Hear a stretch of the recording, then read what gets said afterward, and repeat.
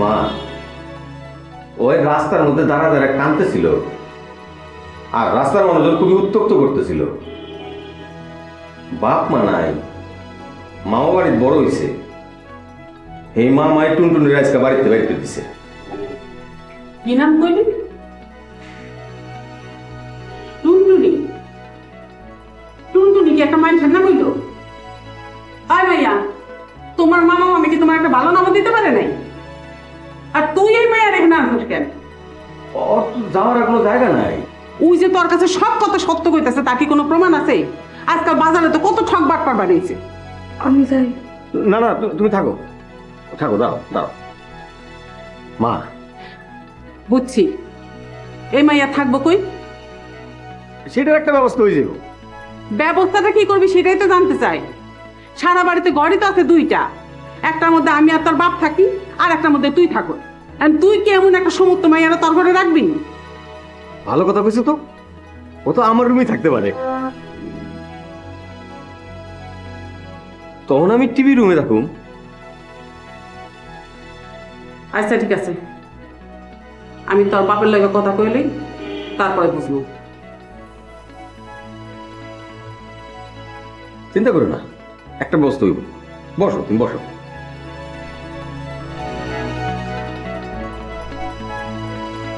সকালে নাস্তা খেয়েছিলেন? যে রাতের খাবার?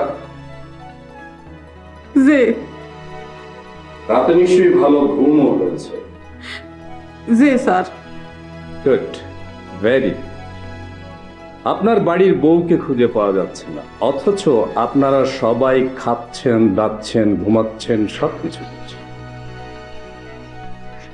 জেল সম্পর্কে কোনো ধারণা আছে?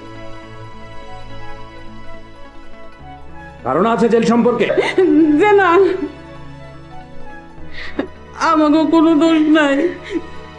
বৌমা নিজে চলে গেছে, গা চিঠি লেখা দিয়ে গেছে। চিঠি কোথায়? ভাইজানের কাছে। সেই ঘুঘু কোথায়? উকিলের কাছে গেছে। দোষ যদি নাই করবে তাহলে উকিলের কাছে কেন গেছে? পরামর্শ করণের লাগা। কিসের পরামর্শ? বউকে গায়েব করে কিভাবে পার পাওয়া যায় সেটা? বিশ্বাস করেন, আমি কোনো দোষ করি নাই।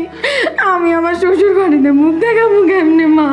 আমন, আপনাকে যদি আপনার স্বামী খুঁজে না পায় তাহলে ব্যাপারটা কেমন হবে? ও মা, আমার শ্বশুর বাড়িতে আমি মুখ দেখাবো। আর একবার যদি তোর শ্বশুরবাড়ির কথা কইছোস।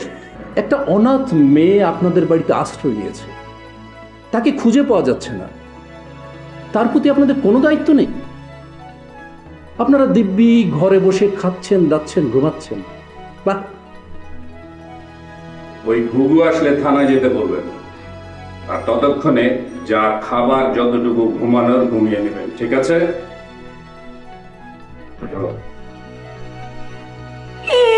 ও মা, আমি আমার শ্বশুর বাড়িতে মুখ দেখাবো কেমনে মা? আর একবার যদি শ্বশুরবাড়ির কথা কইছোস তাহলে বলটা আমি করছি।